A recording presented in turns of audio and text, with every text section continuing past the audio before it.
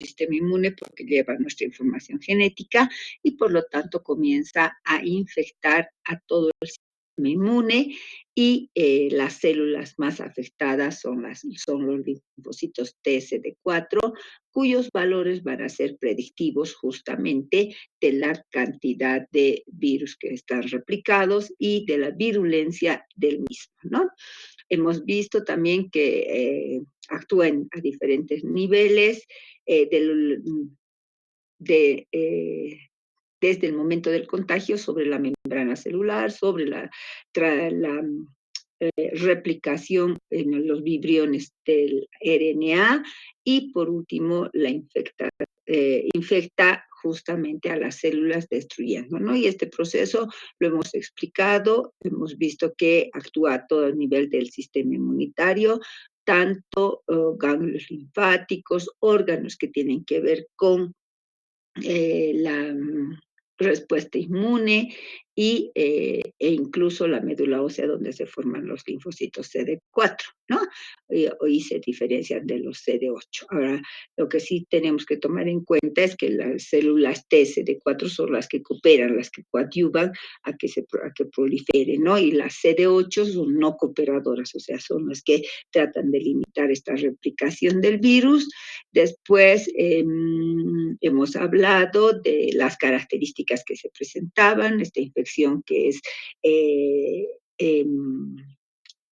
de evolución lenta, que va generando una incapacidad del sistema inmunitario a procesos infecciosos fundamentalmente y la última etapa que se llama SIDA, ¿no? Entonces, este paciente puede ser VIH por mucho tiempo, años puede llegar a ser VIH, pero llega un momento en que cuando las células CD4 están por debajo de 200 células por milímetro cúbico, entonces ahí ya se llama que el paciente está en etapa SIDA, ¿no? Porque ya tiene un conjunto de enfermedades que obviamente han comprometido ya el sistema inmune y que no es capaz de responder el mismo y normalmente a este nivel en SIDA, de acuerdo a la gravedad que se clasifica en un puntaje de 1 a 3, puede estar entre 2 y 3 y favorece infecciones oportunistas o crecimientos de masas tumorales. Hemos visto la evolución también, como la carga viral va aumentando de manera rápida, en qué etapas se transmite, cuándo es latente, cuándo comienza la sintomatología y después en cuántos años esto justamente deriva en etapa SIDA. Hemos visto cómo uno se puede contagiar y hemos hablado justamente de las deficiencias que se pueden producir en estos individuos asintomáticos VIH, o sea, porque la persona puede no saber que está infectada y, como les digo, ha pasado como un cuadro respiratorio que ha tenido unas semanas de evolución, pero que después ha mejorado, ha tenido una mejor recuperación y, bueno, obviamente nunca le hace pensar que estuviera infectado con el virus, ¿no? Y el uso del tratamiento, que el tratamiento antirretroviral es uno de los mejores eh, eh, de los mejores tratamientos, porque el mundo científico se ha volcado justamente a tratar de encontrar la cura, pero no la han curado, pero la han detenido, ¿no? O sea, no hay una curación. El cuadro clínico, ya habíamos hablado, lo más importante es la bioquímica, los linfocitos CD4, tomar a la persona que puede generar ciertas manifestaciones, desde un cuadro febril que se prolonga hasta graves complicaciones, ¿no? Que pueden comprometer no solamente la funcionalidad orgánica, sino puede llegar hasta la muerte.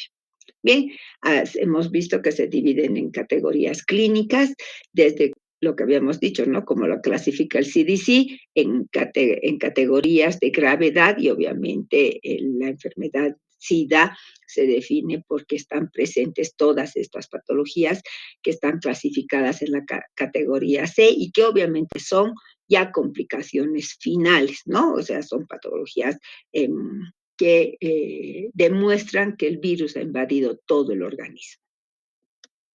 Habíamos hablado de la evaluación nutricional y habíamos dicho que los mejores indicadores son los antropométricos, porque justamente esto se los puede tomar y se los puede ir haciendo se les puede ir haciendo evaluaciones. Obviamente, el ángulo de fase, la medición por DEXA, no la bioimpedancia, no se les resta la importancia, la sensibilidad y especificidad, pero lo que está más cerca a nosotros es pues una balanza y un tallímetro, ¿no? Y una cinta métrica. Entonces, a través de eso, nosotros podemos tomar en cuenta un estado nutricional de este individuo que nos genere justamente un punto de partida para ir haciendo la evolución de la intervención nutricional. De los indicadores antropométricos, todo nos indica la ASPEN que si está presente este listado dos o más de las siguientes categorías, entonces ya es un paciente con desnutrición. Entonces, nosotros, además de hacer la evaluación antropométrica, tenemos que considerar, aunque nos salga en estado nutricional normal, un índice de masa corporal normal, nosotros tenemos que evaluar y ver si este paciente ha tenido pérdida de peso, ya es un paciente con desnutrición, porque la modificación del peso ya nos está indicando que hay un estado hipercatabólico, ¿no? Entonces, hay que hacer siempre una exploración física y de compartimentos para una mejor evaluación del paciente. Uno de los mejores índices que se está utilizando en estos pacientes es la fuerza de agarre, ¿no? Donde aquí se puede determinar justamente eh, la tonicidad y fuerza de la masa muscular. Entonces, la fuerza de agarre nos va a dar justamente valores de referencia sobre la calidad de la masa muscular y además está dada por sexo y además por grupo etario. Entonces, por lo tanto, nos determina que puede existir baja funcionalidad en estos pacientes y eso quiere decir que está en mala evolución. De los indicadores bioquímicos ya hemos hablado, ¿no es cierto? Los hemos comentado, hemos dicho que todos son importantes porque todos están correlacionados con la patología, pero fundamentalmente partimos de la carga viral, ¿no? La carga viral del momento, porque no es lo mismo tener 500 que tener 200, tener 150. Entonces, a partir de eso, nosotros vamos a ver en cuanto a los linfocitos CD4, cómo está esta carga viral, ¿no? Entonces, lo primero, en el reporte bioquímico nos van a dar la carga viral y la relación con los linfocitos CD4 y CD8, ya que ya sabemos que una es cooperadora y la otra es no cooperadora, ¿no?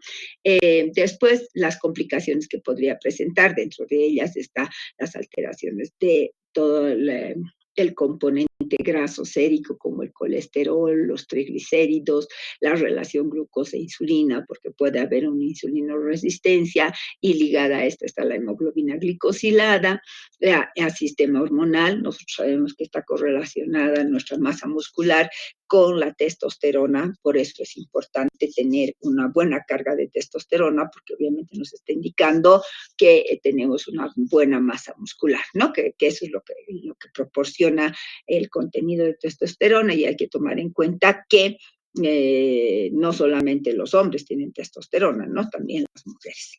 Otro componente bioquímico sumamente importante es la concentración de albúmina, ¿no? Esta patología altamente mmm, mmm, con alta respuesta endocrino-metabólica a ese proceso infeccioso inflamatorio, es pues la producción o la elevación de una proteína C reactiva muy alta, ¿no? Y entonces esta movilización de las proteínas de fase aguda hace que no se sinteticen proteínas viscerales, por ello es que vamos a tener una hipoalbuminemia.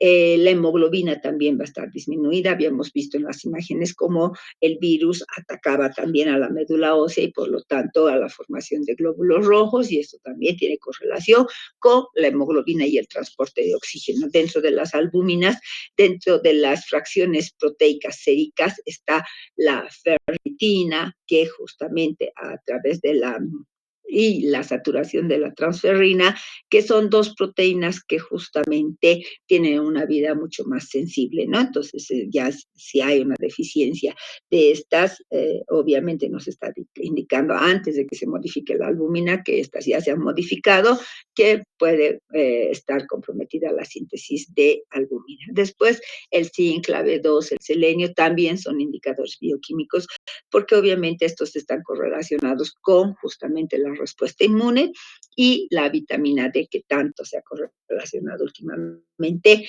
con la respuesta inmune. Entonces, todos estos son factores que debemos tomarlos en cuenta. Ahora, con mayor frecuencia tenemos justamente la dosificación de vitamina D de parte de parte del grupo de los médicos, porque obviamente ya se ha encontrado, ¿no?, la correlación entre respuesta inmune y vitamina D.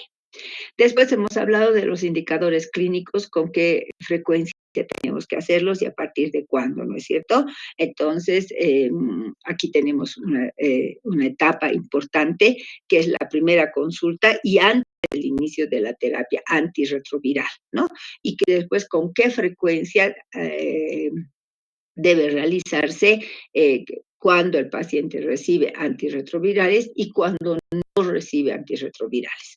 ¿Y qué es lo que tenemos que tomar en cuenta, no? Dentro de lo más importante es tener una buena historia clínica nutricional que nos permita justamente tener todos los antecedentes familiares de patológicos fundamentalmente, porque obviamente esos se van a exacerbar. Entonces, hay patologías que se ven exacerbadas especialmente si los abuelos o los hijos o los padres han presentado patologías cardiovasculares, es muy frecuente que el paciente también pueda hacernos una enfermedad cardiovascular prematura, un infarto de miocardio, entonces en personas adultas jóvenes, ¿no?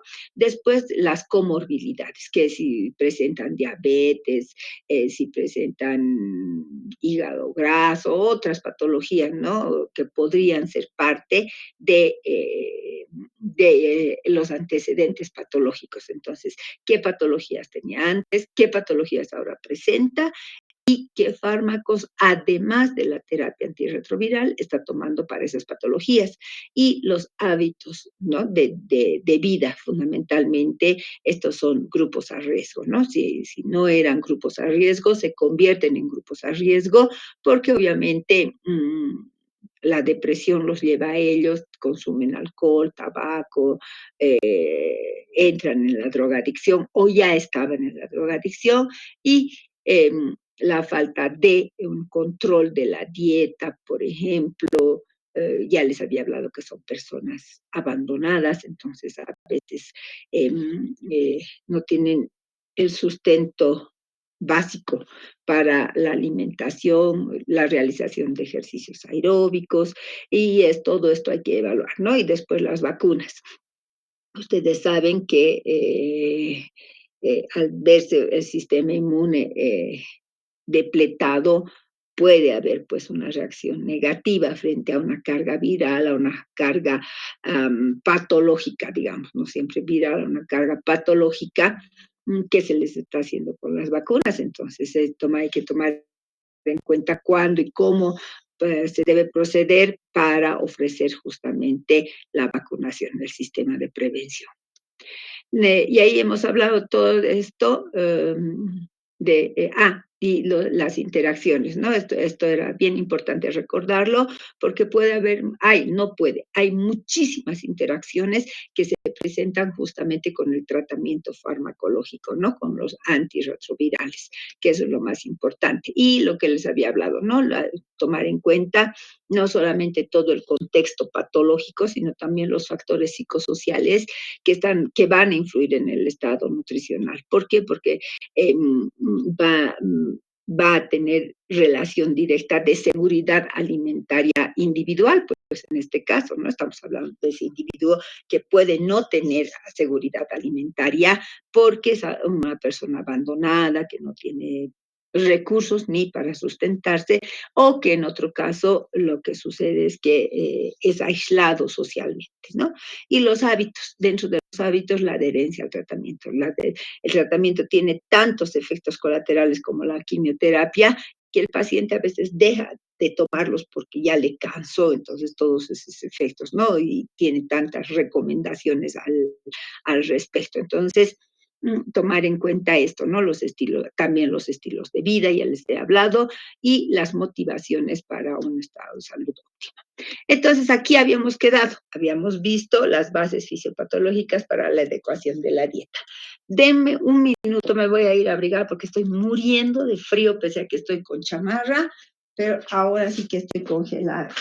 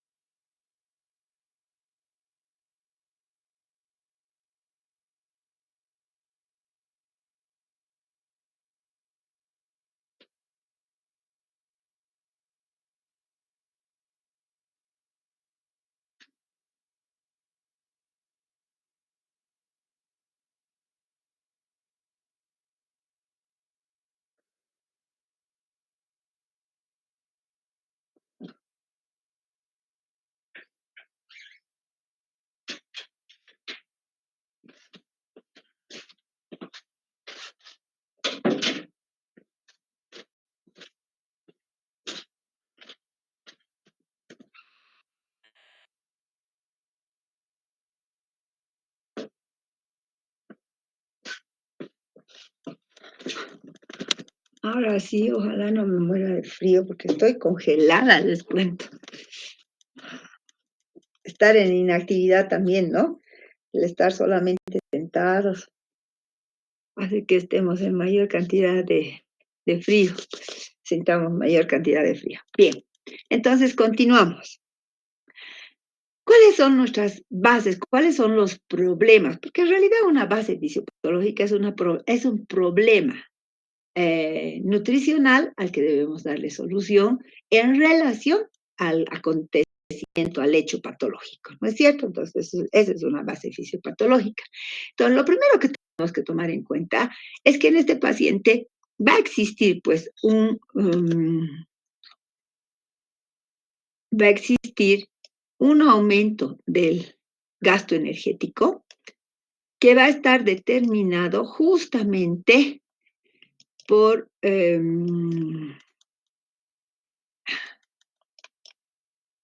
que va a estar determinado justamente por, esto que no sé qué le ha pasado a mi mouse. Bien, que va a estar determinado justamente por este proceso infeccioso inflamatorio, ¿no? O sea, que la base fisiopatológica es este gasto energético que se genera por este proceso infeccioso inflamatorio que está ejecutado, que se está dando por el daño al sistema inmunológico.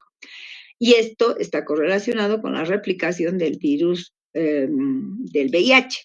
Entonces, ¿qué nos hace valorar este proceso inflamatorio? Lo primero, el número de linfocitos infectados.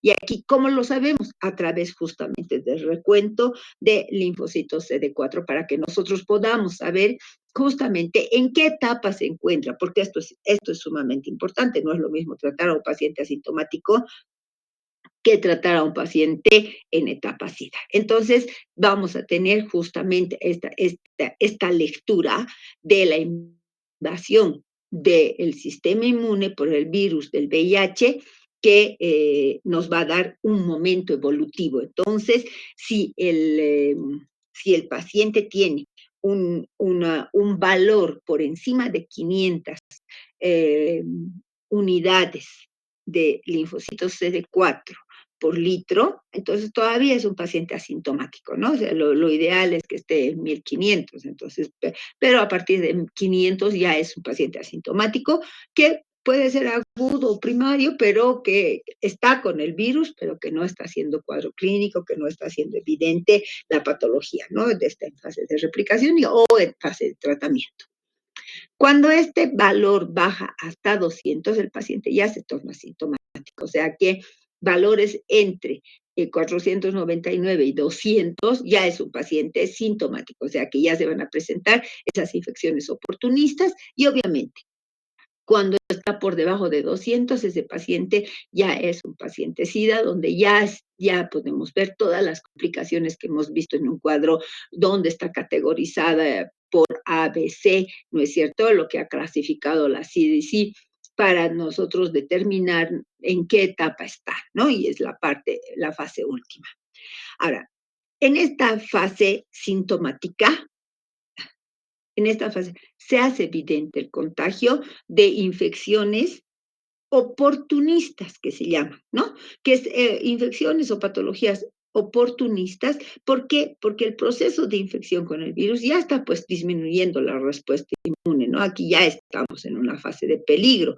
Entonces, aunque el paciente esté muy cercano a 500, ya es sintomático y por lo tanto puede contagiarse con otras enfermedades porque ese sistema inmune ya no es defensor, en realidad podríamos utilizar ese término, sino que más bien puede complicarse.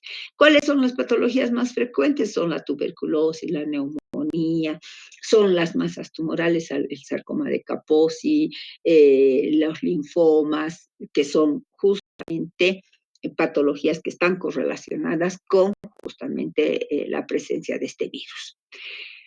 Otra base fisiopatológica es el deterioro del estado nutricional, ¿no? Porque esto va a generar justamente menor respuesta inmune. Cuanto más comprometido está el deterioro nutricional, obviamente más rápida es la evolución de la patología. Entonces, y viceversa, la inmunodeficiencia progresiva, de manera progresiva, también va a afectar pues al estado de nutrición. Entonces es un círculo vicioso, uno dependiente del otro, ¿no? Que van a generar mayor morbilidad, o sea, mayor riesgo a otras patologías.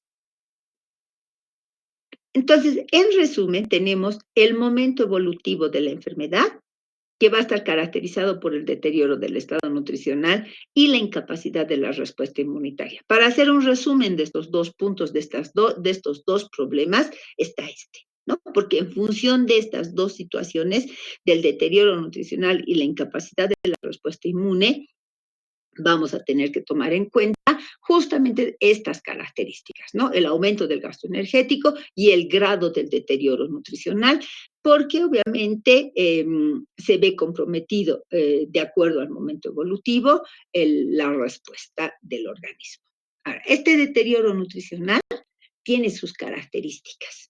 No solamente afecta en la inmunidad, que es la parte más importante, y que aumenta la morbilidad y obviamente deteriora la calidad de vida, ¿no? Porque un paciente que tiene muchas enfermedades obviamente tiene comprometida la calidad de vida, sino que este deterioro del estado nutricional se caracteriza por la instauración de un síndrome. Este síndrome se llama síndrome adelgazante o de desgaste. Lo van a encontrar en la bibliografía como síndrome de Westing, ¿ya? Entonces, este síndrome adelgazante o de desgaste está correlacionado justamente por estas características. Pérdida de peso involuntaria, más del 10%, asociada con fiebre, o sea, ¿qué es ese paciente que presenta fiebre intermitente o constante? Y que además le ha ocasionado la pérdida de peso, la presencia de diarrea crónica, que es otra característica en estos pacientes, porque obviamente el virus también se replica en el intestino y altera pues la funcionalidad intestinal, con diarrea crónica por más de 30 días, y que no tiene una causa definida, porque obviamente es una causa de respuesta inmunitaria en realidad, eh, y la pérdida de la masa muscular con degeneración de las miofibrillas. Esa es la característica del síndrome de Westing, ¿no? Entonces son varios signos que nos van a llamar la atención para que nosotros podamos tomar en cuenta el momento evolutivo ya en el deterioro nutricional, porque obviamente cuando este estado, este síndrome de Westing se presenta, tenemos que tomar en cuenta que ya es una fase de descompensación en el estado nutricional. Entonces, no nos olvidemos que una pérdida de peso de más del 10%, que además está asociada con un estado hipercatabólico por incremento de la temperatura basal, asociado a diarrea crónica, que tiene una duración de más de 30 días, y una pérdida de la masa muscular, donde se puede evidenciar la degeneración de las células musculares.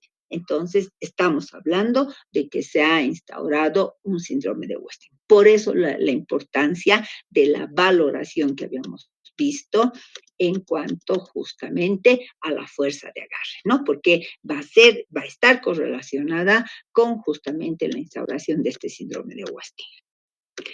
Bien, entonces, esa pérdida de peso involuntaria y que es a expensas de la masa muscular, con una pérdida mayor al 10% del peso habitual, ya nos puede hacer pensar que ese paciente está en fase SIDA. Fíjense que a partir de la evaluación nutricional y de los antecedentes, ya nosotros podemos catalogar si ese paciente está en fase SIDA.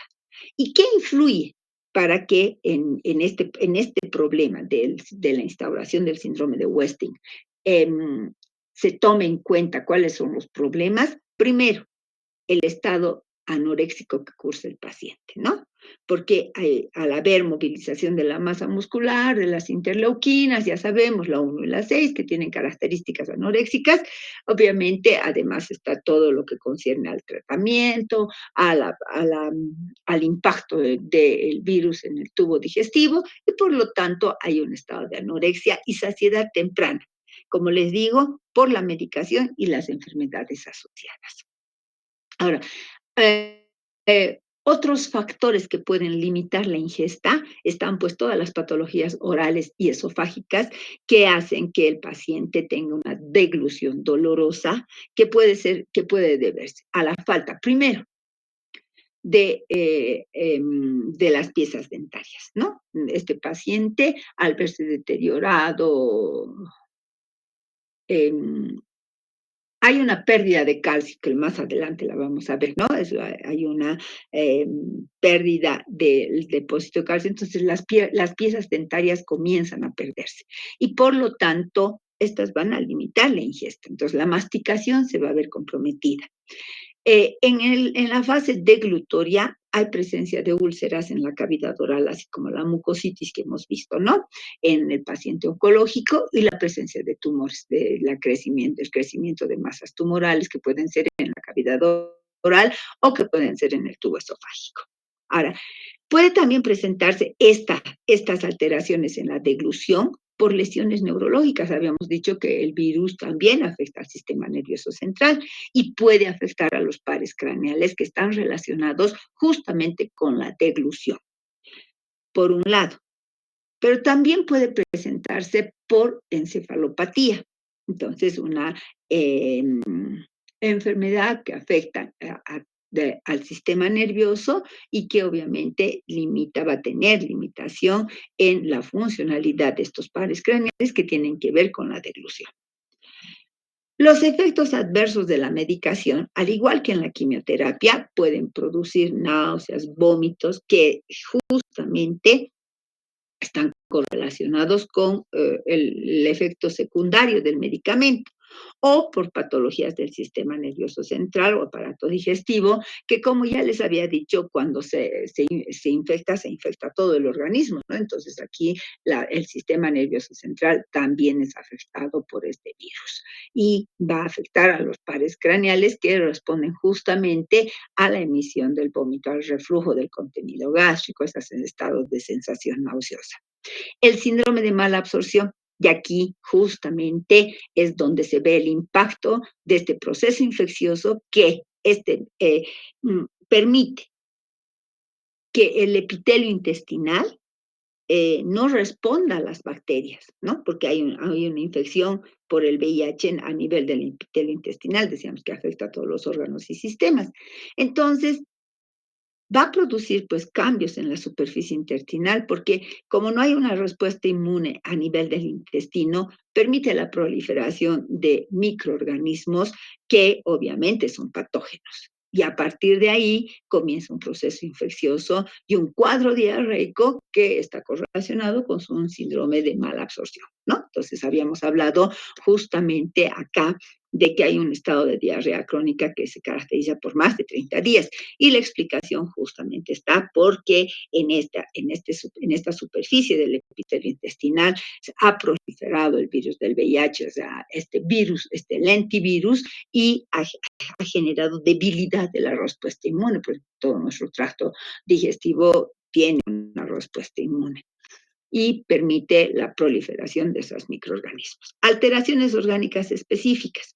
Ahora, puede comprometerse el paciente con otras enfermedades. Habíamos hablado, por ejemplo, de la tuberculosis, ¿no? O de algunos tumores, pero también pueden presentarse patologías renales, patologías neurológicas, hepáticas, pulmonares, que van a tener relación justamente con esta pérdida de peso. Y por último, la interacción fármaco-nutriente. No saben cómo es de difícil planificar una alimentación para el paciente, que ya lo van a vivir cuando veamos los casos clínicos, porque justamente algunos se tienen que tomar con grasa, otros sin grasa, otros con alimento, otros con estómago vacío, otros se tienen que tomar lejos de las comidas principales. O sea, tienen un sinfín de indicaciones que hacen una vida difícil de llevar en relación al número de fármacos que se tomaba. Gracias a una boliviana que, cansada de esta interacción, ya dijo, no más, agarro y me los tomo todos en uno y listo. Porque el que tome a tal hora, no tome con esto, tome con el otro, mejor me lo tomo todo. Entonces es que la industria farmacológica ha tratado de ver un nuevo medicamento que justamente se tome en una sola dosis, donde estén todos los componentes que se necesitan para limitar la replicación de este virus y a la fecha ha tenido éxito. Entonces, fíjense que la interacción fármaco-nutriente era tan compleja. Ahora, obviamente, se mantiene, ¿no? No es que todavía está a la venta, está en etapa de estudio. Ustedes saben que tarda mucho un medicamento, pero que ha tenido buenos resultados. Bien, en cuanto a la diarrea y el síndrome de mala absorción, el 50% de los pacientes van a presentar por causas bacterianas, o sea, la proliferación de bacterias que normalmente vivían en nuestro intestino, pero con la disminución de la respuesta inmune van a presentar justamente complicaciones y que puede también tener relación este síndrome de mala absorción y la diarrea con infestaciones parasitarias, ¿no? Entonces, beber agua, por ejemplo, no tratada o consumir alimentos mal higienizados, van a poner a riesgo de parásitos o transmisiones virales, ¿no? Como las hepatitis, por ejemplo. Alteraciones endócrinas. En este caso, un problema que puede generarse es justamente alteraciones de la acción de las glándulas suprarrenales, de la tiroides, del hipotálamo a nivel hipoficiario y del páncreas. Entonces, si nosotros nos ponemos a pensar, las glándulas suprarrenales tienen que ver justamente con el gasto energético, al igual que la tiroides. Después, en el hipotálamo hipoficiario está la relación de ingesta alimentaria y el control del apetito, ¿no es cierto? Y a nivel pancreático, la liberación de insulina y el glucagón. Entonces, todos estos factores pueden verse alterados por los procesos infecciosos, tumorales o interacciones medicamentosas que pueden afectar a estos órganos. a esta función, ¿no? Y los trastornos metabólico-energéticos. Les había dicho que hay una alteración de la tasa metabólica basal, no solamente por la presencia de fiebre, sino porque hay un gasto energético por la presencia de ese virus, ¿no? Lo primero que habíamos citado como problema era justamente ese incremento del gasto energético que está correlacionado justamente con el nivel de replicación viral que se tiene. Entonces, cuando el paciente el paciente presenta un gasto calórico elevado por la replicación viral, puede incrementar el gasto energético hasta en un 15%, o sea que fíjense que aumenta entonces el gasto energético. Si coexisten enfermedades oportunistas como por ejemplo la tuberculosis, esto puede alcanzar hasta un 40% el incremento del gasto metabólico. Y hay que tomar en cuenta que todas estas van a tener un impacto en la masa muscular, ¿no? Porque este aumento del gasto energético va a generar un riesgo a sarcopenia que lo puede llevar al paciente a un estado cardíaco. Bien, entonces, para que esto se presente, para que esta situación se dé, hay pues un perfil genético, ¿no? Hay una susceptibilidad genética que pueden aumentar o disminuir el riesgo. O sea, cada uno somos individuales en nuestra respuesta en nuestra respuesta particular, individual, frente a un agente patógeno. Entonces, desde el punto de vista genético, esta replicación viral puede aumentar o disminuir el riesgo dependiendo obviamente de la fortaleza de ese sistema inmune que está correlacionado con la genética, ¿no? Ahora, también puede haber debilidad por mutaciones genéticas. Nosotros hace unos años, ¿no? Bueno, hace unos años hemos ido a ver los polimorfismos que se presentan en la población cuando están sometidas a agentes tóxicos como por ejemplo los plaguicidas. Y que esto afectan justamente la actividad de las células del metabolismo y en este caso específicamente del metabolismo lipídico. Entonces, estas mutaciones genéticas polimorfísticas van a ser las que tengan relación en que se instaure el síndrome de West o la velocidad en que se instaure, ¿no? A veces hay pacientes que pueden no generar este síndrome de Westing en años y hay otros que pueden presentar casi inmediatamente después del contagio porque esa es la susceptibilidad genética. Ahora, a nivel enzimático, los inhibidores de las proteasas, porque si no se olvidan en esa replicación del virus, hay varias enzimas que están actuando, ¿no es cierto? Entonces, nos tenemos los IPs, que son los inhibidores de las proteasas, que afectan el metabolismo lipídico a nivel enzimático, ¿no? Perdiendo la habilidad de metabolizar el excedente de grasa y mantener un buen funcionamiento celular. Entonces, al perder esta facilidad de metabolizar las grasas, ese excedente de grasa corre el riesgo pues de que hayan ácidos grasos libres que estén circulando y obviamente esto va a favorecer a la instauración de patologías cardiovasculares porque obviamente va a haber eh, depósitos grasos a nivel de los vasos, pero también a nivel del hígado, ¿no? Esos ácidos grasos se van depositando, entonces el paciente puede presentar hígado graso. Daño mitocondrial. El daño a la mitocondria que afecta al metabolismo lipídico a nivel enzimático por los ITIAN, que son los inhibidores de la transcriptasa inversa, análogos de nucleósidos. Y los ITIAN, son los medicamentos que esto es lo que impide que justamente la transcriptasa inversa se abra el camino para que prosiga su replicación el virus el VIH. Entonces, este medicamento produce este daño mitocondrial y afecta al metabolismo lipídico por justamente esta acción, ¿no? Por los inhibidores de la transcriptasa inversa análogos a los nucleósidos.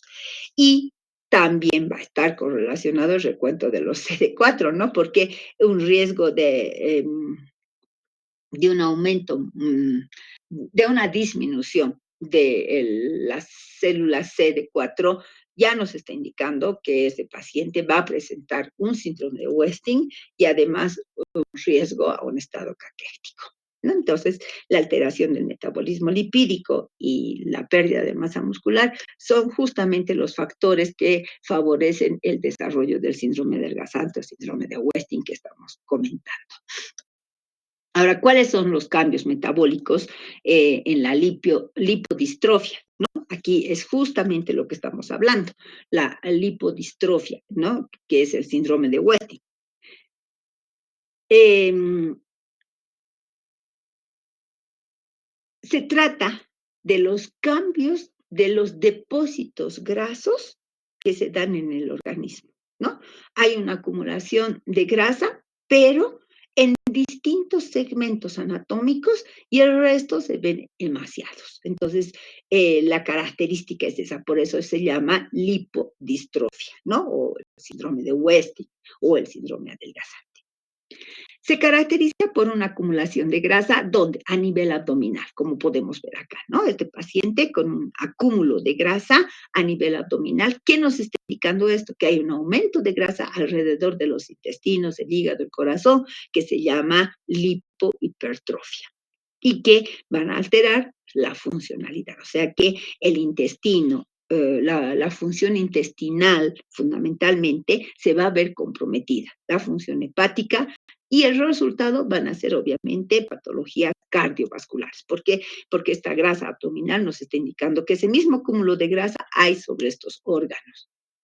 Ahora, eh, la lipodistrofia dorsocervical, ¿no? Que es como lo que vemos en este gráfico, ¿no? Una joroba de búfalo se llama también, que puede presentarse este mismo cúmulo en los senos, en el cuello y que puede generar lipomas, como este lipoma. Aquí estamos viendo la joroba de búfalo, cómo acumula grasa en la espalda, y este es un lipoma de gran tamaño, acúmulos de grasa en determinados segmentos anatómicos.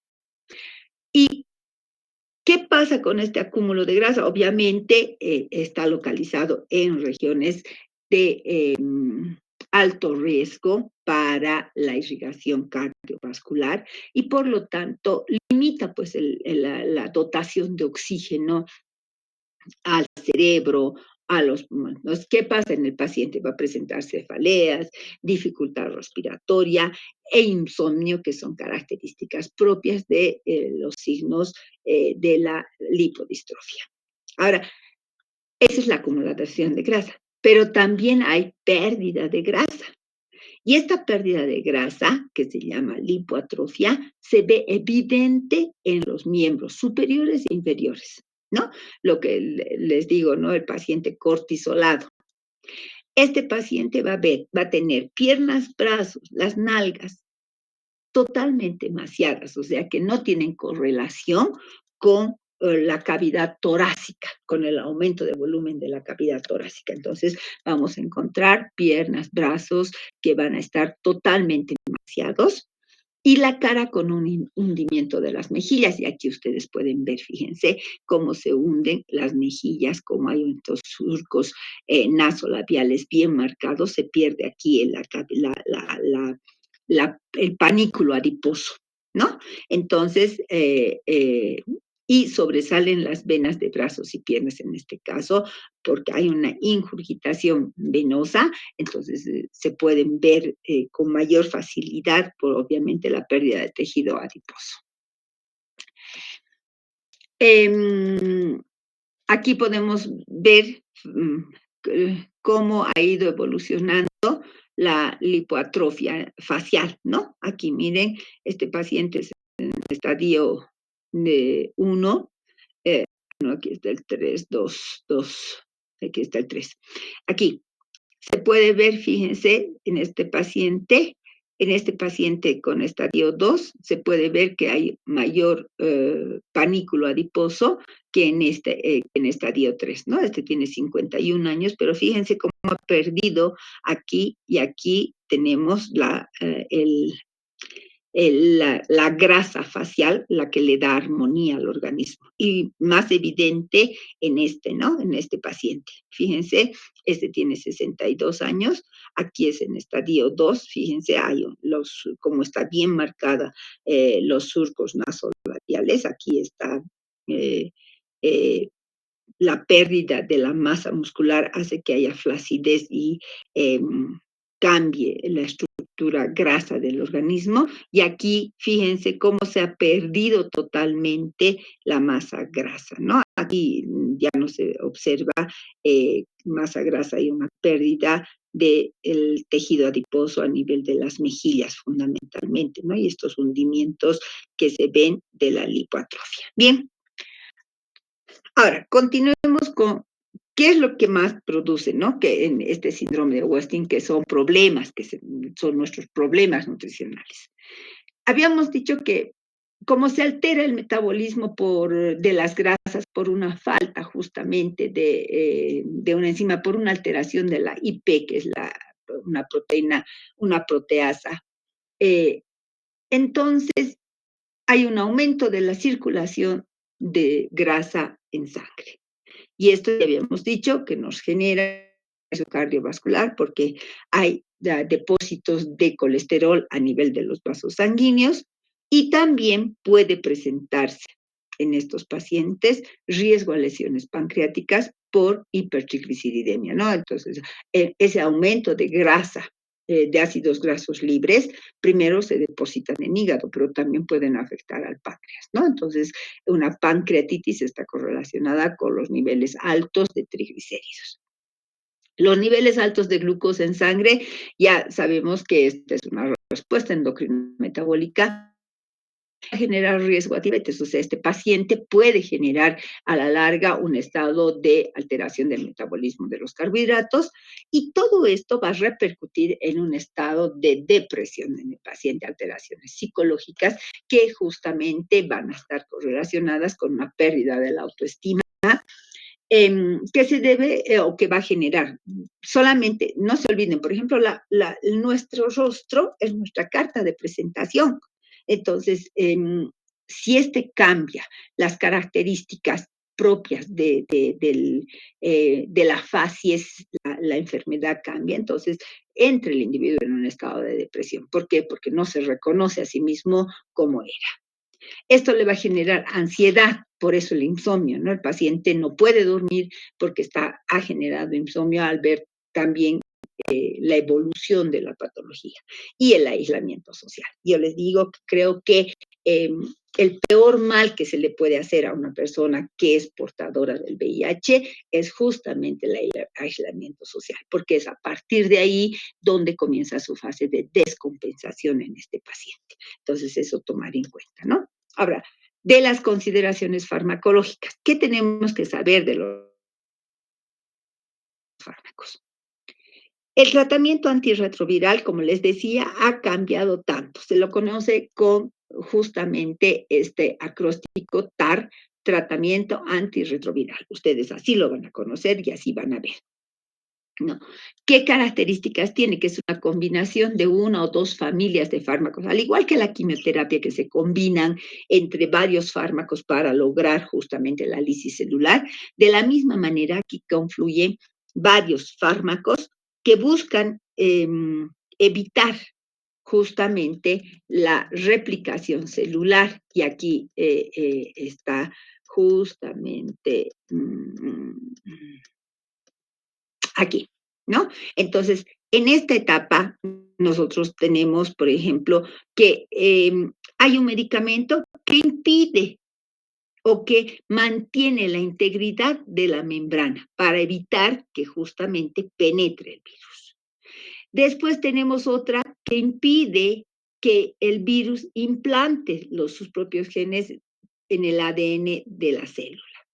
Entonces, en cada etapa de la replicación celular, en cada una de estas etapas, que justamente tiene esta replicación del virus, hay un medicamento que se ha generado y que se combina con otros para que tenga mejor eficacia. Entonces, dentro de la terapia antirretroviral, vamos a nosotros tomar en cuenta esta situación. ¿Por qué? Porque no es un medicamento, son dos o más familias de fármacos que van a justamente trabajar en niveles de distintas secreciones enzimáticas, porque son enzimas que favorecen que se replique el virus. Entonces tenemos los inhibidores de la proteasa, que acabamos de ver que también inhiben al metabolismo de las grasas, análogos nucleósidos de la transcriptasa reversa, no análogos nucleósidos de la transcriptasa reversa,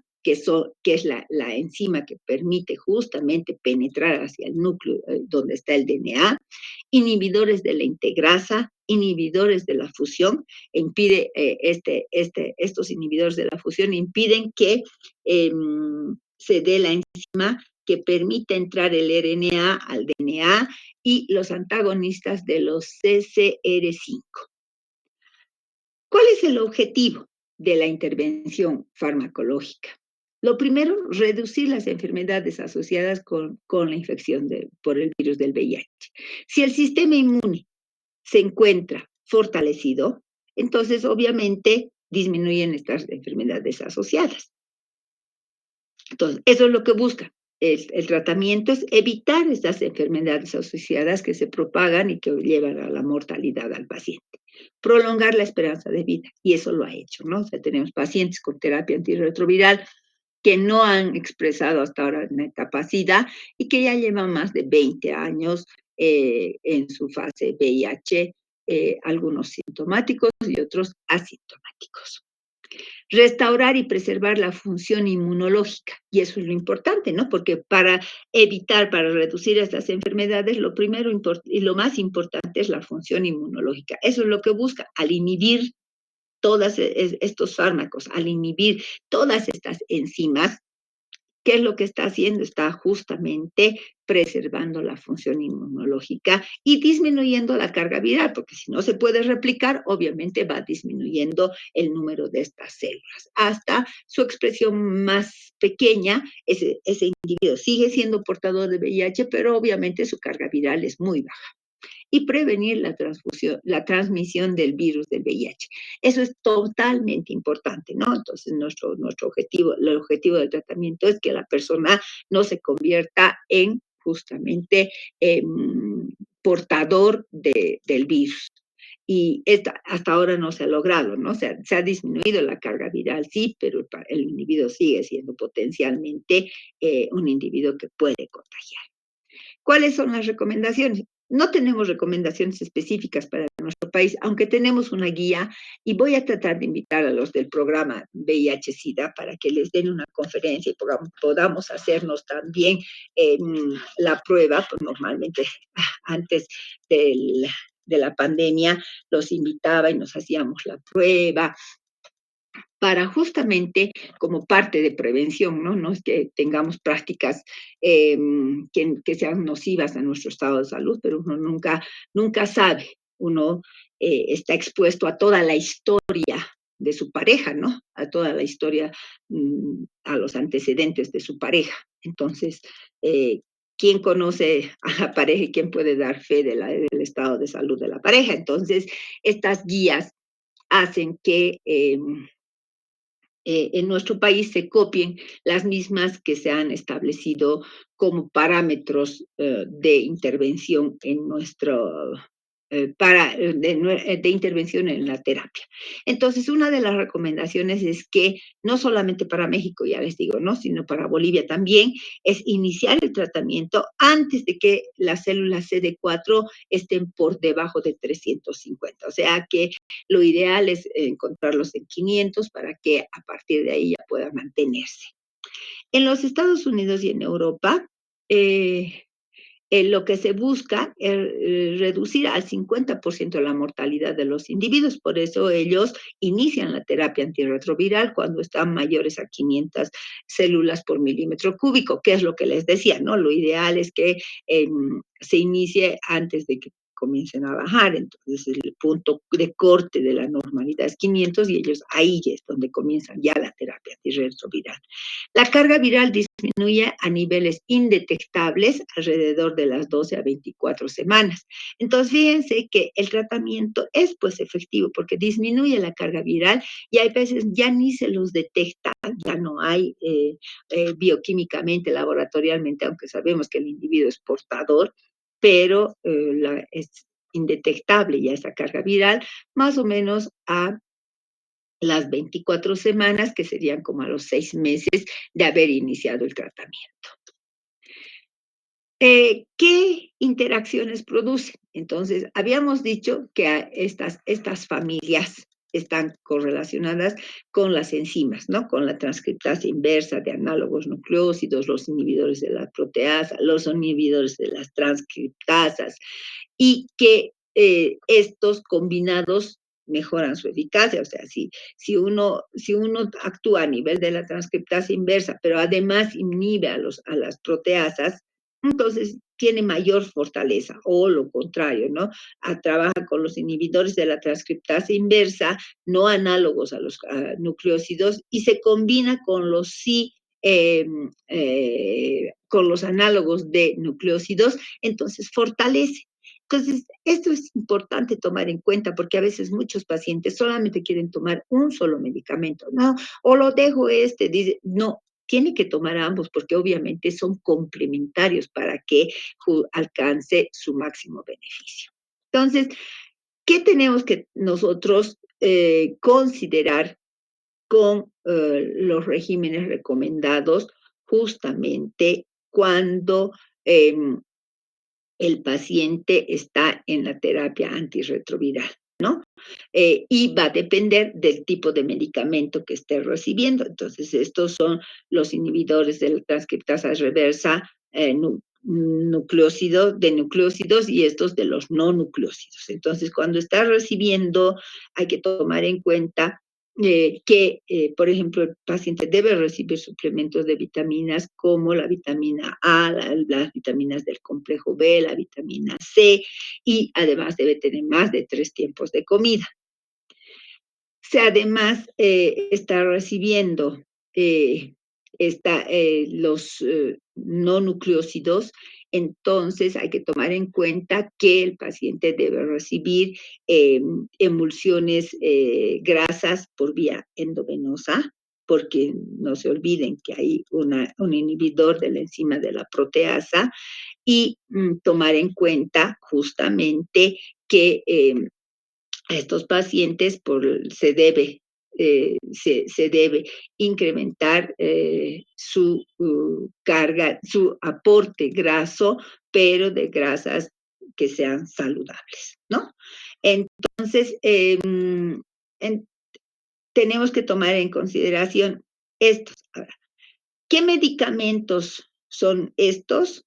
Es el AZT, que es un tipo de medicamento que está combinado con el Convivir, que requiere que se le dé siempre más de 3 tiempos de comida. Puede ser una nutrición parenteral que se le dé y se le den estos lípidos por la vía parenteral, ¿no?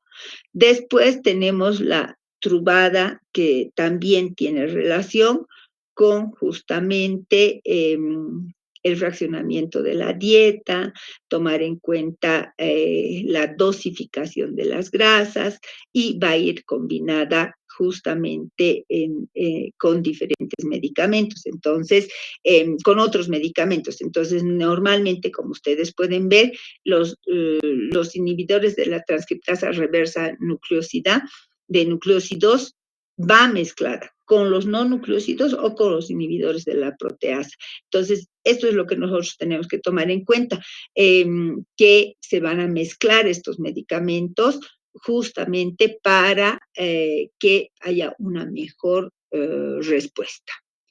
Ahora, ¿qué pasa con las combinaciones de los fármacos? La tripla, que es una mezcla del efavirenz con el aquí está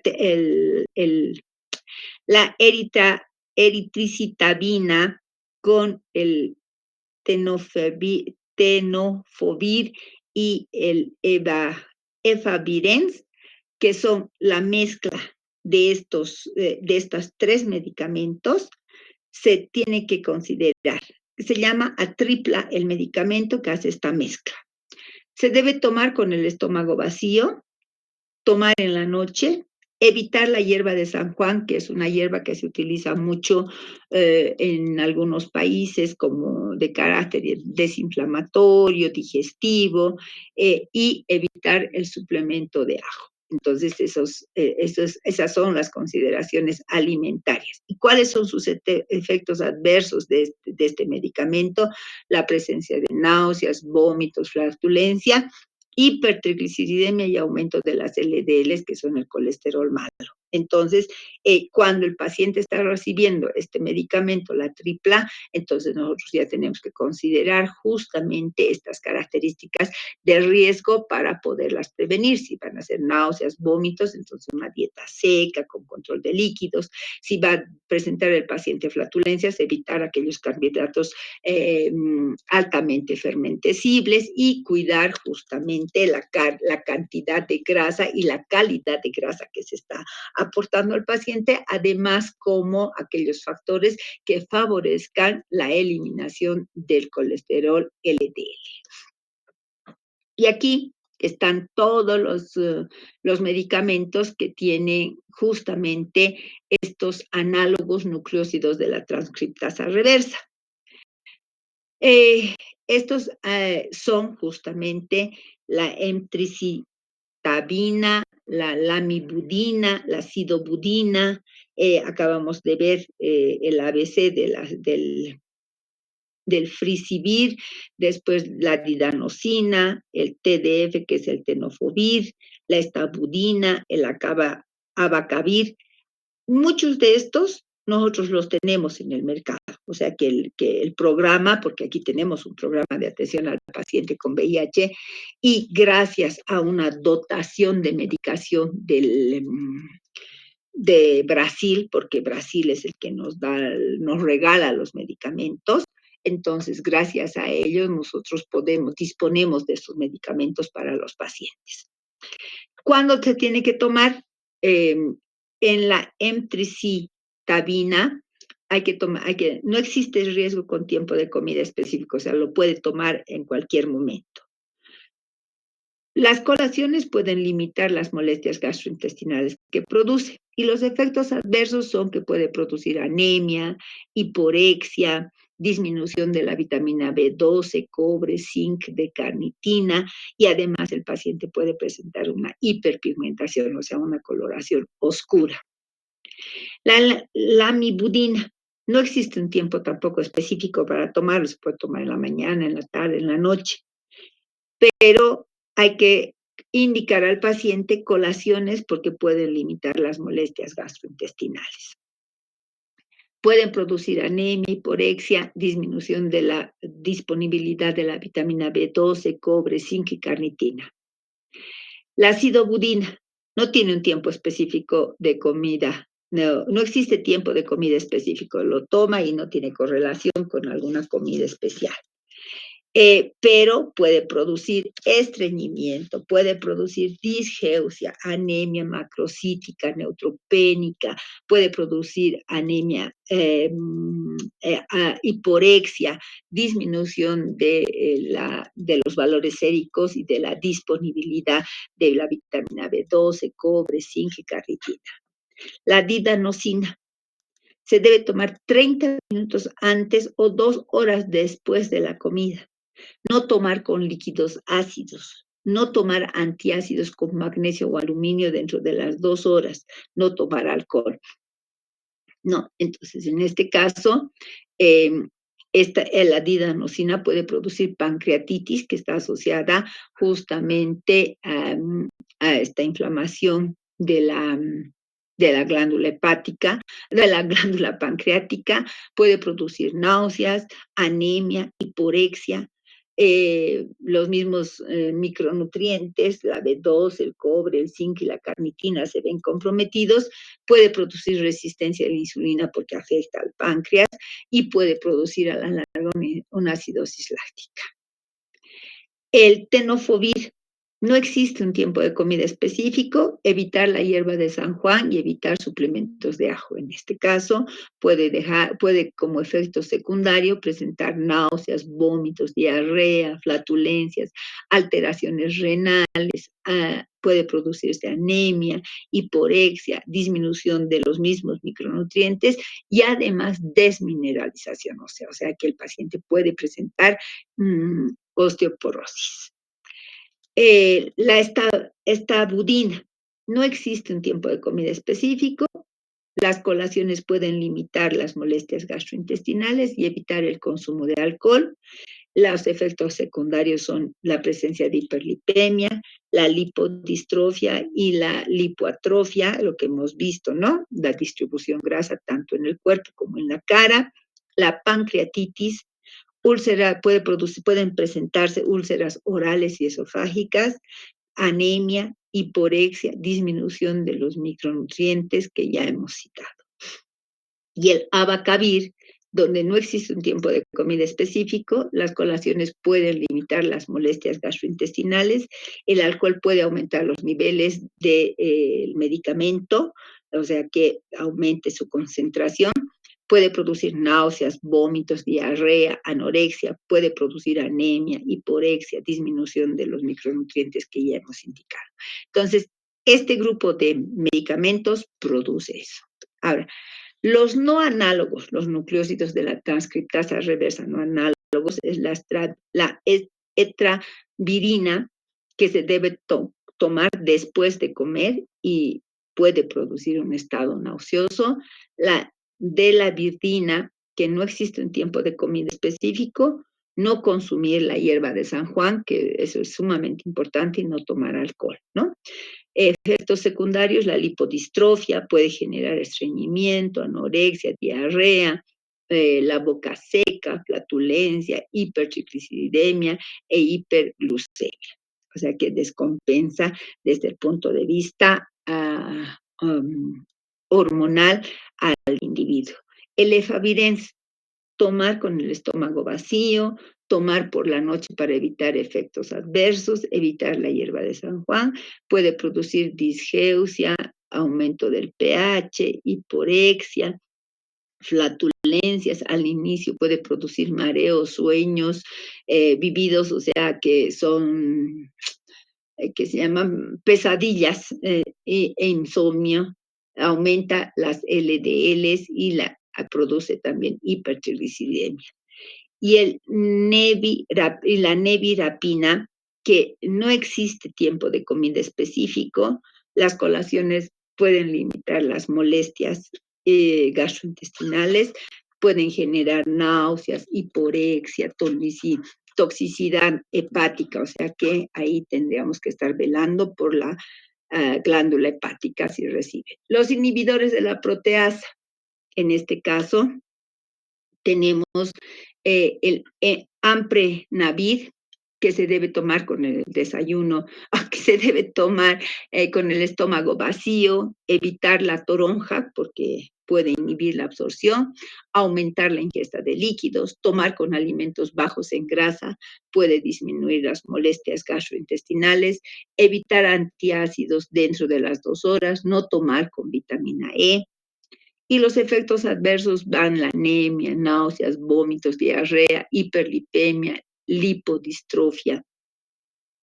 El tipranavir se tiene que tomar con alimentos grasos, puede producir, estos alimentos grasos tienen que tener calidad fundamentalmente, ¿no? Entonces hay que medir la cantidad, pero también específicamente la calidad.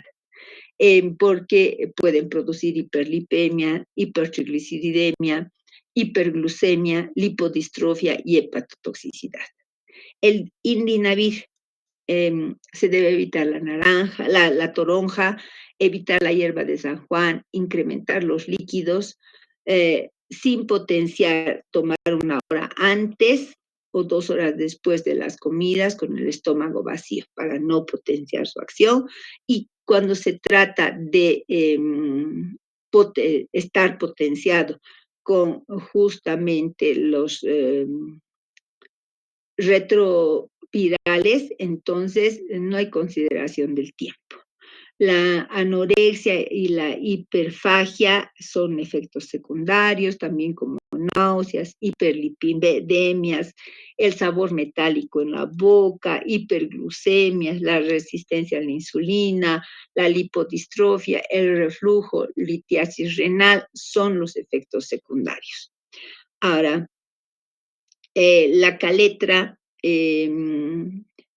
la fosamprenavir, el ritonavir y el darunavir, eh, generalmente los dos primeros no tienen consideración con el tiempo de comida, solamente que en el caso de la fosamprenavir hay que evitar tomar la vitamina E conjuntamente y en los otros tomar con alimentos que sean ligeros para evitar molestias gastrointestinales, pueden asociarse a colaciones, ya que todos estos pueden producir náuseas, vómitos, en algunos casos diarrea, hiperlipidemia con aumento de los triglicéridos, hiperglucemia y lipodistrofia. Entonces es importante tomar en cuenta estos efectos secundarios. La atazanavir se debe tomar con alimentos ligeros, o sea, con una dieta líquida, una dieta blanda o con una colación, evitar tomarlo con los medicamentos que interfieran con la secreción de ácidos, como los antiácidos, los bloqueadores H2 como la ranitidina o el omeprazol. Eh, Pueden producir hiperglucemia, lipodistrofia, hiperbilirrubinemia. El saquinavir, eh, hay que evitar los suplementos de ajo.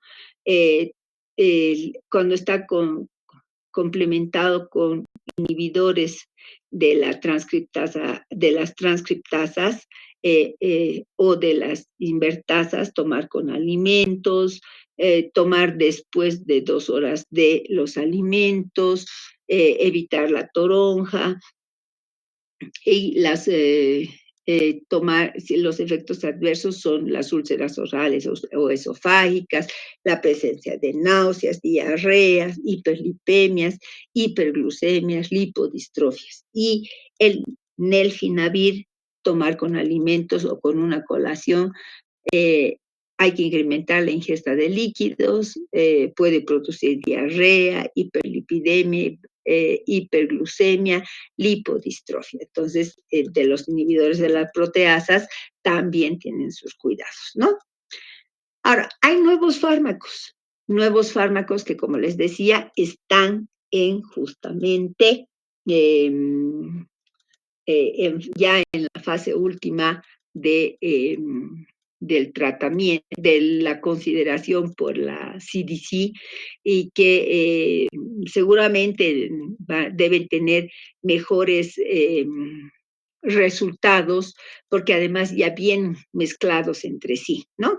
Tenemos los inhibidores de la fusión, los antagonistas de la CCR5, los inhibidores de la integrasa, todavía se los conoce con sus nombres genéricos, uno es el Fuseón, el otro es el Maraviroc, y tenemos de los inhibidores de la de la integrasa, la raltegravir, después el dolutegravir, la covicistat y el vitegravir, que son nuevos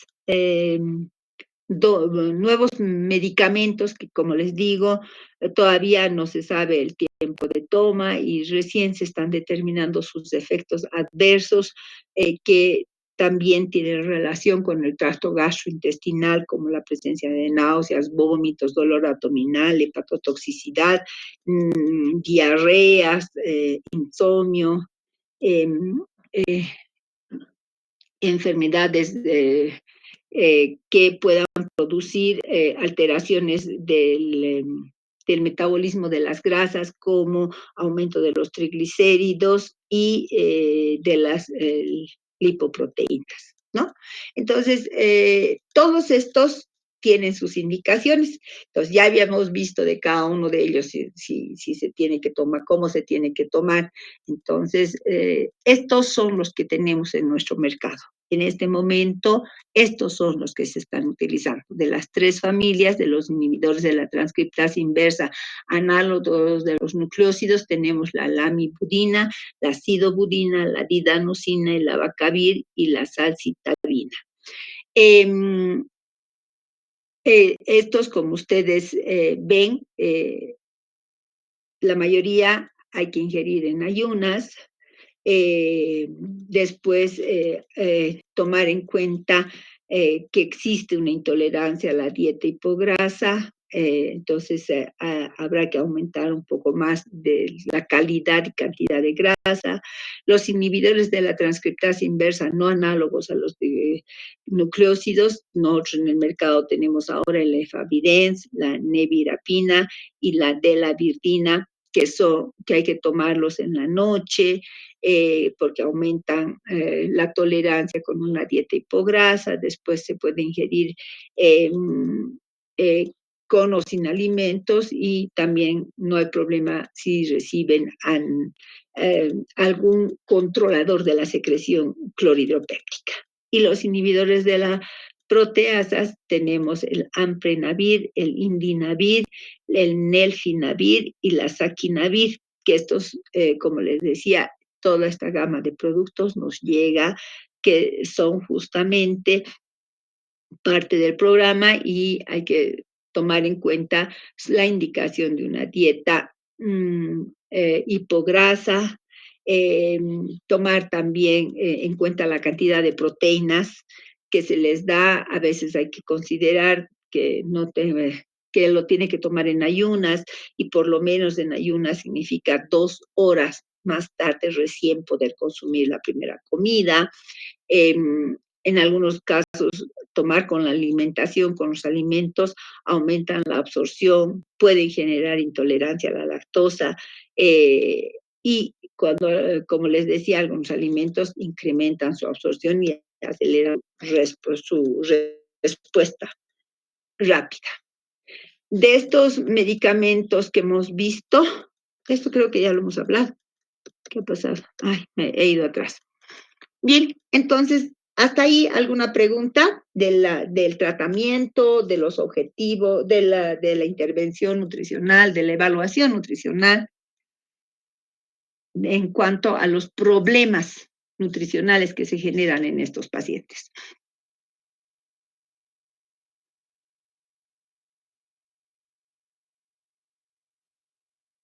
¿Nada? ¿Quedó claro?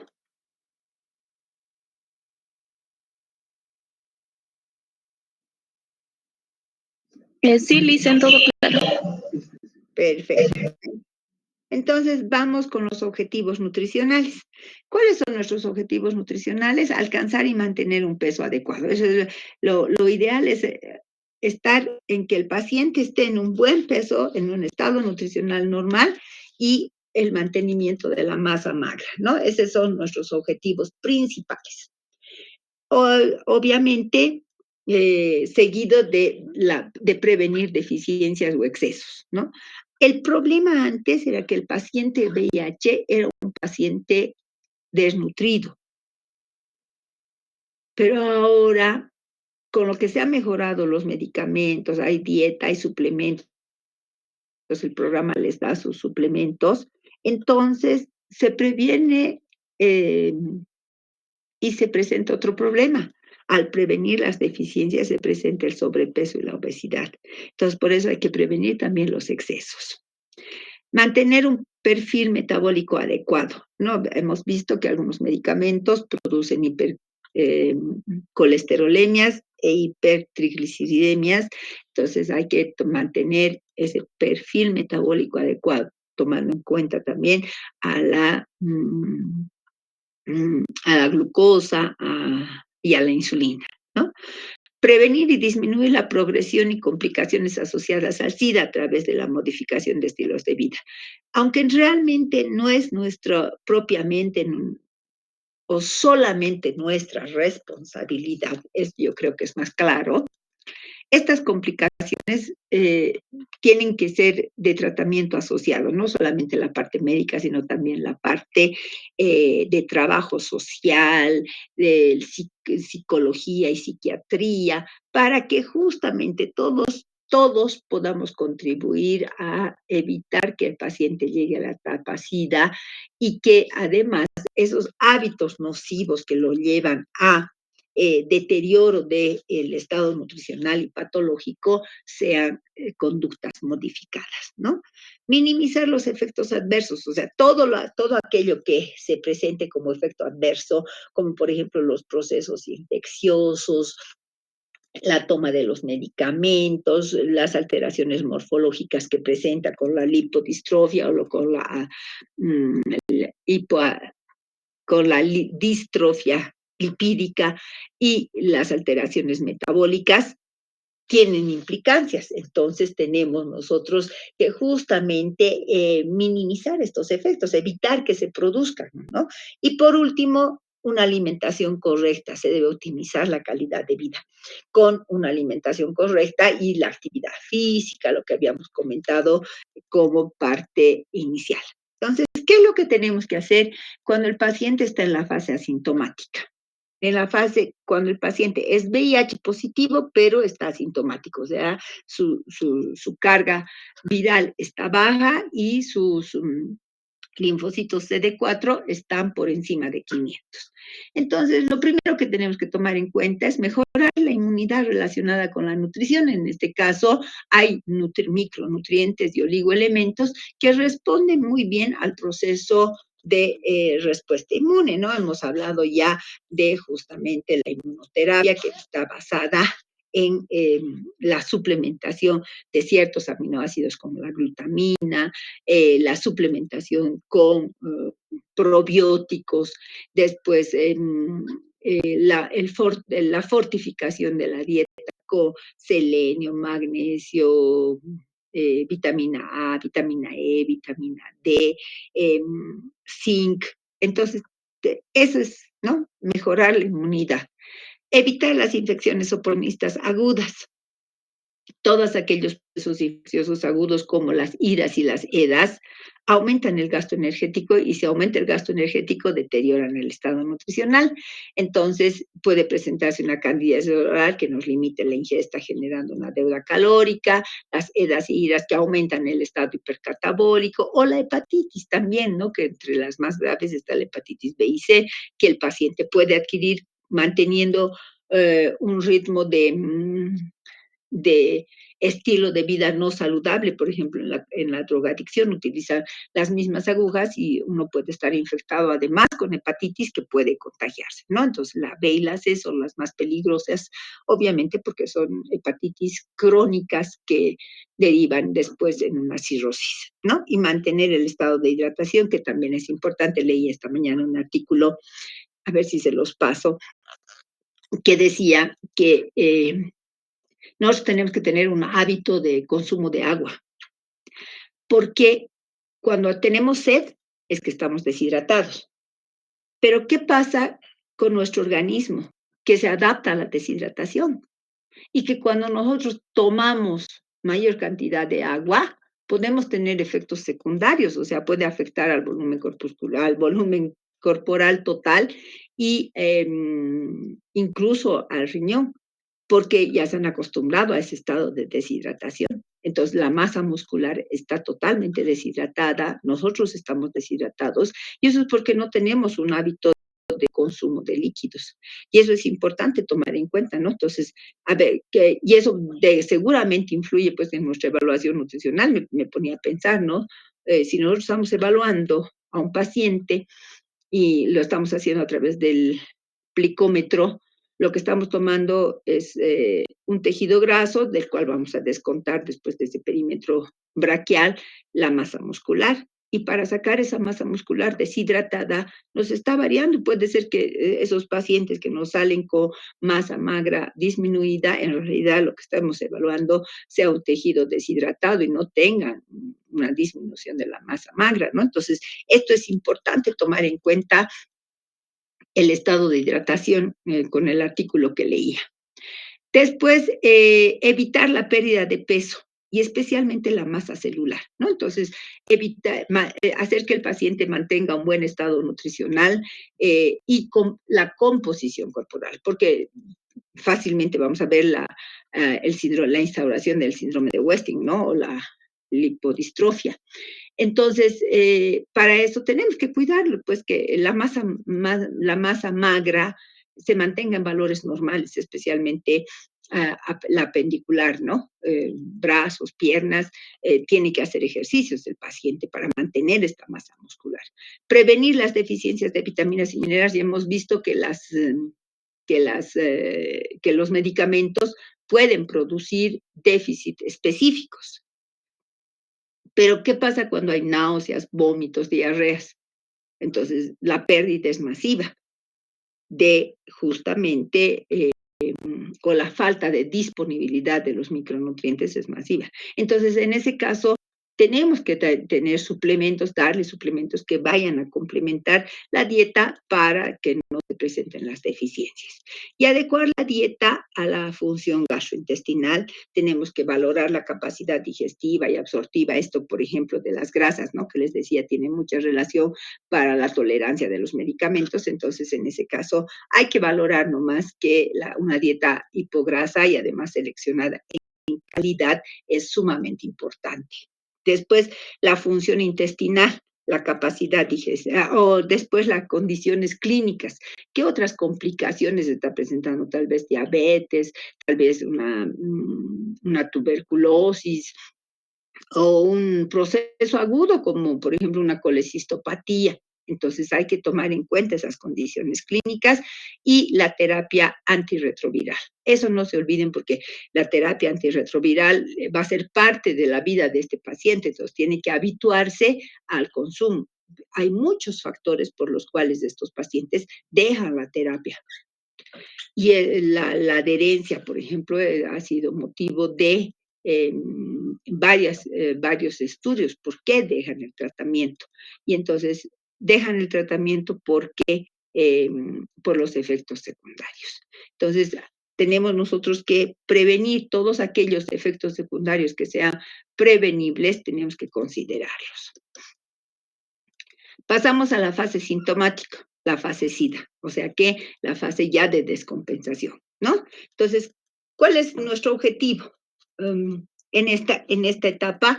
Prolongar pues, la supervivencia, en realidad no solamente nuestra, ¿no? Sino también de la parte médica, eso es lo que estamos buscando, y mejorar la respuesta inmune para evitar anomalías de orden agudo crónico, como por ejemplo la presencia de una masa tumoral o la aceleración de ciertas patologías como estas masas tumorales que lleguen a estadios más avanzados. Preservar la masa magra y el estado nutricional global, en este caso es mucho más comprometida la pérdida de la masa muscular y el deterioro nutricional, que hemos visto como un capítulo aparte en realidad, ¿no? En nuestro avance. Compensar el gasto energético, porque aquí ya es elevado. Aquí ya estamos hablando de que es evidente el proceso infeccioso inflamatorio y entonces la tasa metabólica basal avanza o tiene mayor demanda porque hay un estado hipercatabólico.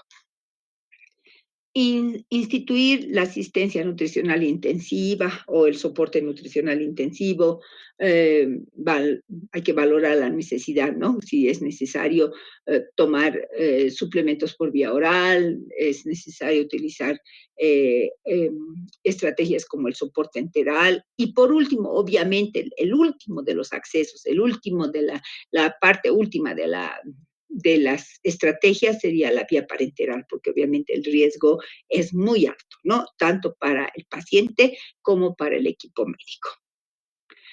Evitar los estados carenciales de micronutrientes, que ese es nuestro principal objetivo no principal diría, pero obviamente a partir de tener un buen estado nutricional, también estamos hablando de que no haya carencias nutricionales de estos micronutrientes, porque pueden comprometer, por ejemplo, si hay una carencia de hierro, el paciente presenta anemia y eso le puede comprometer también la supervivencia.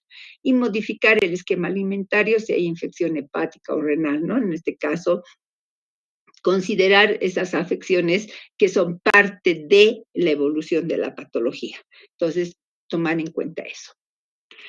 Ahora, estos objetivos están correlacionados con coadyuvar a mejorar la respuesta al tratamiento antirretroviral, aunque en esta etapa ya es complementario el tratamiento, ¿no? Ya está evitando, pero ya está evitando la mayor replicación del virus, pero ya no es tan efectivo como cuando se ha hecho la terapia antirretroviral en la fase asintomática, ¿no? Y reducir los niveles de riesgo y vigilancia de la terapia antirretroviral, porque puede presentarse hígado graso no alcohólico, síndrome de mala absorción. Después, tratar las complicaciones gastrointestinales, en este caso los trastornos de la orofaringe, como la candidiasis que vemos en esta imagen, ¿no? Esta es la Candida albicans, que invade toda la cavidad oral, fíjense, invade tanto la bóveda palatina como los carrillos, la lengua, y que altamente dolorosa, genera disgeusia y anosmia en este paciente, el dolor por las úlceras orofaringeas, que se produce por el citomegalovirus y el virus del herpes simple en estos pacientes, neoplasias de las células T, como el síndrome, el linfoma de Hodgkin, el no Hodgkin, el sarcoma de Kaposi, que lo estamos viendo acá, que es una masa tumoral, miren, en encías, después los trastornos esofágicos, la esofagitis por la Candida albicans, estas placas candidiásicas avanzan por el tracto gastrointestinal, y producen disfagia o dinofagia, obviamente, ¿no? No pueden deglutir porque obviamente les duele, y esto todo va a impactar en el estado nutricional porque hay una disminución de la ingesta y pérdida de peso, hay una deuda calórica en estos pacientes. Eso a nivel del esófago. Ahora, ¿qué pasa a nivel del estómago? O sea, segmento por segmento estamos viendo por las alteraciones que podría presentar. El paciente va a presentar una disminución de la producción de ácido clorhídrico. Y esto obviamente va a generar la alteración en el proceso de digestión y posteriormente de la absorción de nutrientes y de los fármacos. ¿Por qué? Porque la hipocloridria va a repercutir en una alteración en la digestión de las proteínas, fundamentalmente y parcialmente de las grasas. Esas proteínas no digeridas no se van a absorber y esas grasas no digeridas también no se van a absorber, van a generar un síndrome de mala absorción. Pero también van a influir a los fármacos, pues porque obviamente los fármacos van a ser eliminados por justamente este síndrome de mala absorción. Ahora, puede generarse una inflamación de la mucosa gástrica, generando una gastritis irregular, o sea que hay segmentos que se ven inflamados con presencia incluso de ulceraciones. Las ulceraciones son cuando hay corrosión de un vaso de la mucosa gástrica que puede llegar a sangrar y que obviamente esta gastritis, esta inflamación de la mucosa gástrica, ya sea por un estado hipersecretor o por ausencia de ácido clorhídrico, van a alterar el proceso de digestión y posteriormente de absorción y nutrientes, ¿no? No es que se absorban en el estómago, sino que si se altera el proceso de digestión, se altera también el proceso de absorción. A nivel del intestino delgado, va a haber una alteración de la función inmune intestinal con los linfocitos CD4. Les decía, ¿no es cierto?, que el aparato digestivo es lábil a la acción del virus del VIH y justamente altera esta función intestinal, pues, y aumenta la producción de inmunoglobulina A en la mucosa intestinal. Hay una alteración en la circulación sistémica con predisposición a infecciones y específicamente con el aumento en la producción de Cryptosporidium. Esta es una bacteria que se genera justamente cuando hay una inmunosupresión y tiene un proceso infeccioso intestinal que se caracteriza por estados diarreicos abundantes. Entonces, fíjense que esta alteración de la función inmune intestinal va a tener impacto no solamente sobre el sistema inmune, sino en general, sino también el específico, ¿no? Entonces, hay una diarrea de tipo secretora con deshidratación y trastornos del equilibrio hidroelectrolítico. Hay pérdida de peso por el síndrome de mala absorción en la sintomatología gastrointestinal.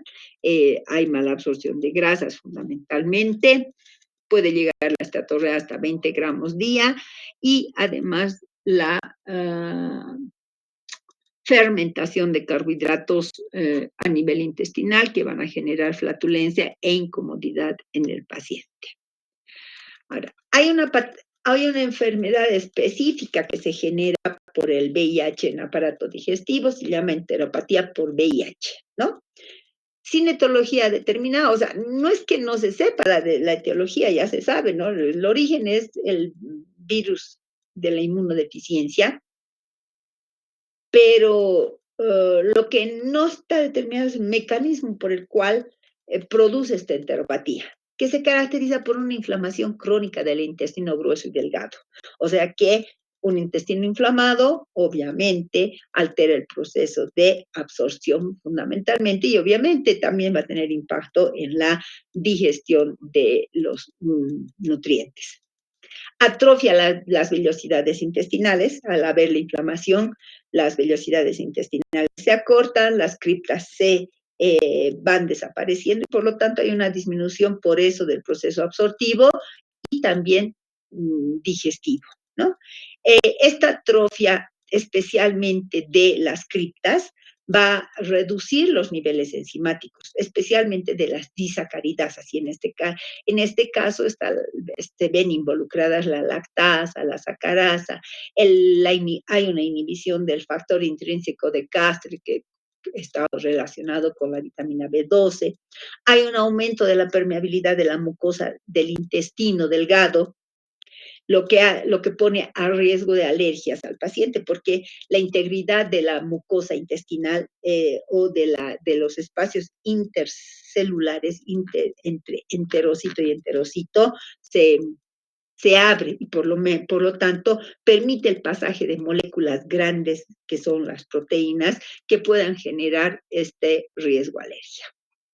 Y a nivel del colon hay una colitis ulcerosa, que es hemorrágica, son deposiciones con sangre y además con alta cantidad de moco. Para esto se requiere ya en la colitis ulcerosa una hospitalización, antibióticos y obviamente su terapia antirretroviral. Y puede también presentar el paciente una colitis bacteriana aguda que curse con fiebre, disentería. La disentería es las deposiciones con sangre y dolor abdominal. Entonces, tenemos todo un bagaje de patologías o de complicaciones que se presentan justamente en el tracto gastrointestinal, ¿no? Pero las glándulas hepáticas, las glándulas anexas también se ven comprometidas, pueden presentarse trastornos hepáticos como alteraciones histopatológicas, les decía, esos ácidos grasos libres que están circulando, lo que van a producir es una esteatosis hepática, o sea que se van a ir a depositar al hígado y obviamente a la larga eso puede desencadenar en un estado de descompensación hepática, en una cirrosis, en una encefalopatía hepática y el paciente fallecer por esa causa. No nos olvidemos que todas las alteraciones en el estado nutricional pasan pues por la función hepática, ¿no? Porque la neoglucogénesis se da ahí. Entonces, los trastornos hepáticos van a estar correlacionados con la desnutrición porque los cambios de anabolismo a catabolismo justamente van a tener su impacto negativo. Ahora, algunos medicamentos de la terapia antirretroviral tienen efecto a nivel hepático, por eso se debe consumir con poca cantidad de grasa.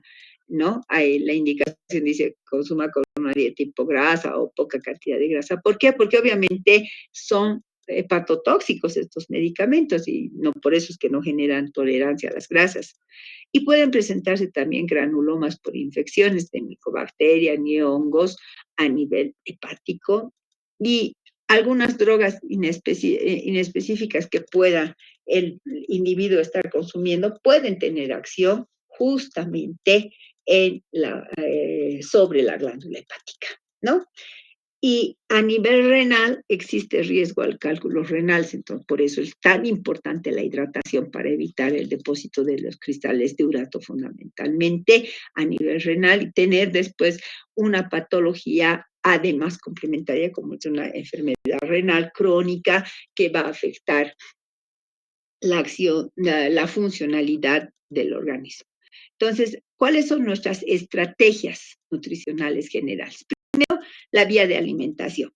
Ya les había dicho, la primera vía siempre tiene que ser la que pensemos, la vía oral. En una segunda etapa, la vía enteral temprana, puede ser incluso a través de una gastrostomía. Y lo último que se va a pensar es una vía parenteral, ¿no? Que podría ser central. ¿Por qué lo último? Por lo que ya les he dicho, ¿no? El riesgo no solamente para el personal de salud, sino para el paciente también, porque ahí puede infectarse y en una nada convertirse en, en una sepsis generalizada. La dieta siempre va a ser una dieta hipercalórica, progresiva, obviamente, ¿no? Porque va a depender del estado nutricional, de la tolerancia, de las molestias gastrointestinales que puedan producirse. Hiperproteica en todo momento, ¿no? Pues desde el principio, como en todo paciente crítico, tiene que tener una buena cantidad de proteínas y va a depender la cantidad de grasa justamente de tipo de medicamento que esté recibiendo, va a tender a ser una normograsa, pero la patología puede requerir que se haga un control de grasas. La densidad energética tiene que ser alta, entonces vamos a tener una densidad calórica en las preparaciones que siempre sobrepase más de 1.2. Por lo tanto, los líquidos como líquidos propiamente sin valor nutritivo no están aconsejados para estos pacientes. Hay que darle mayor fraccionamiento a la dieta, sí, hay que utilizar por lo menos 6 a 8 tiempos de comida, siempre incluyendo las colaciones tanto matinales como nocturnas, especialmente si hay compromiso hepático. Después, adecuar al cuadro clínico y evolutivo la consistencia y la acción sobre el aparato digestivo.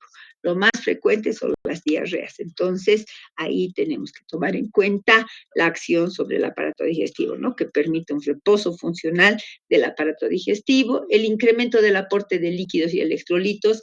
Hago énfasis en el aporte de líquidos porque ya les he comentado, ¿no? O sea, pasamos estados de deshidratación a los que nos acostumbramos y obviamente estos signos ya no son llamativos para nuestro organismo.